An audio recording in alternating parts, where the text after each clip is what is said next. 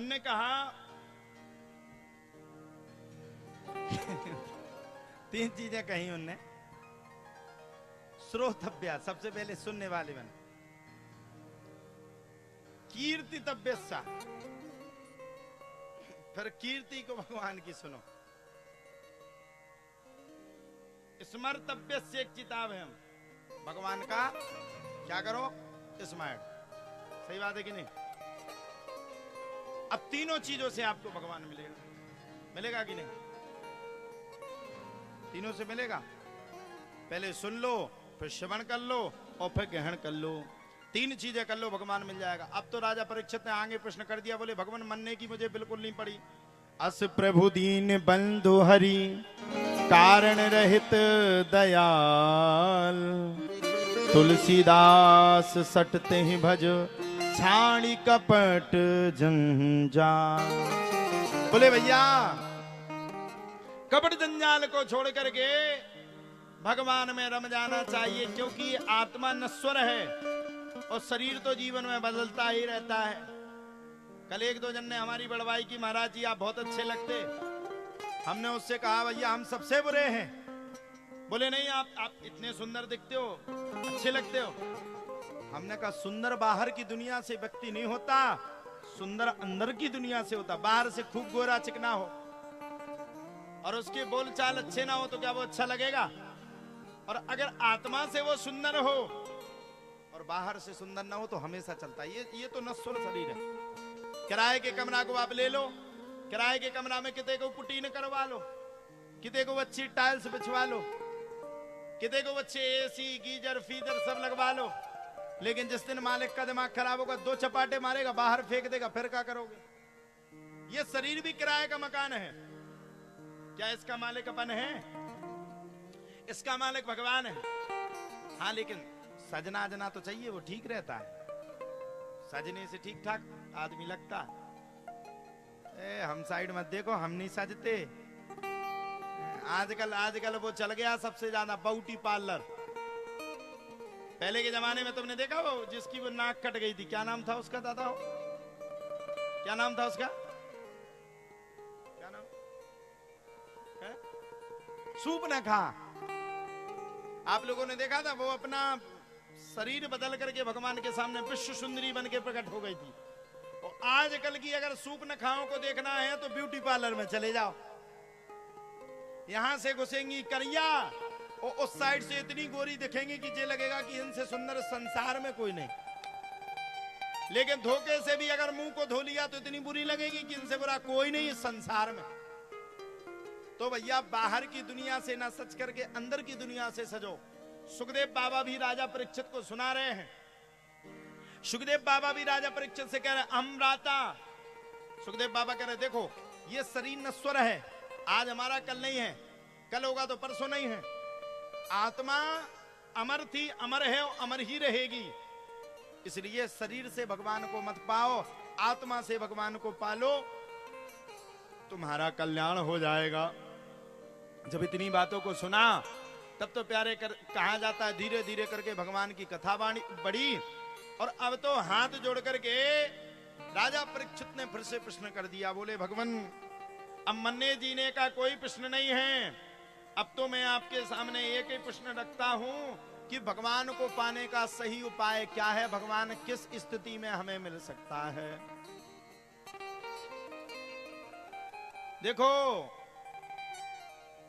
महाराज, भगवान को अगर पाना है तो तीन चीजें आप अपने जीवन में सुधार लो, आप भगवान को पा जाओगे। कौन कौन सी? ध्यान से सुनना।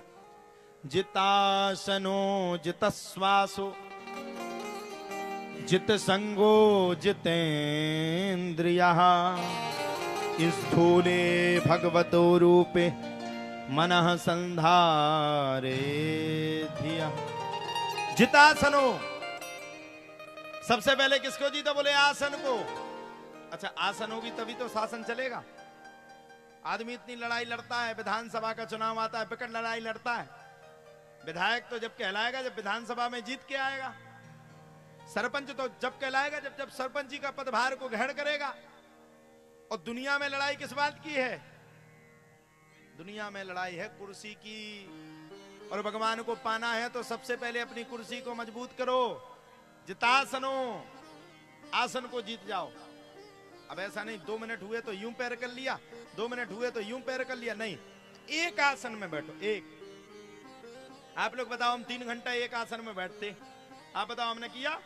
आप जैसे तो ना कि यूं बैठ गए, यूं तो नहीं बैठे ना, हम तो यूं ही बैठे। आसन जीतो। जब आसन जीतोगे तब तो भागवत की कथा सुना पाओगे या सुन पाओगे।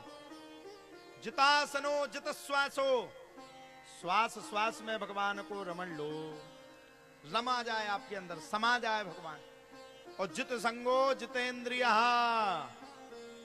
जैसी संगत वैसी रंगत। दिल से की संगत करोगे तो एक ना एक दिन मसक जाओगे, पीने वाले की संगत करोगे तो एक ना एक दिन लगेगा यार अब 2 पैक ठोक ही लें। क्या यार, सिगरेट वाले के पास बैठोगे तो लगेगा एक फुक्कू मार ही लें, अब क्या है ये रोज मारता है। किसी संत के पास जाओगे तो, किसी संत के पास जाओगे तो आपके मन में जब आप संत के भाव को देखोगे, वो भगवान को पाने के लिए दिनों रात हवन कर रहा, पूजन कर रहा, जतन कर रहा, यजन कर रहा, पूजन कर रहा, पाठ कर रहा, तो आपको भी लगेगा हमें कैसे भगवान मिलेगा। लगेगा कि नहीं? जैसी संगत वैसी रंगत। आज सबसे ज्यादा हमारे युवा भाई बहन नशा में बर्बाद होते हैं। क्यों होते? क्योंकि गांव की यही संगत है। थोड़ा बड़ा हुआ सुबह घिसनू में लग गई, थोड़ी और बड़े हुए सो पान समेत में लग गई। आज हमने पूछा, सब बैठे थे, पंडित जी बैठे थे, खजाना जिनके हाथ में है वो भी बैठे थे, सब लोग बैठे थे। ये हमारे प्रश्न को समझ नहीं पाए। हमने इनसे पूछा, आपके यहां पान बड़ा बिकता है? तो रामकिशोर बोला, जिला महोबा में पान की बड़ी पूछ है। अच्छा, इतनी प्रसन्नता से ये लोग कह रहे थे, पान की इतनी पूछ है, इतनी प्रसन्नता से कह रहे थे जैसे कोई गर्व वाली बात हो।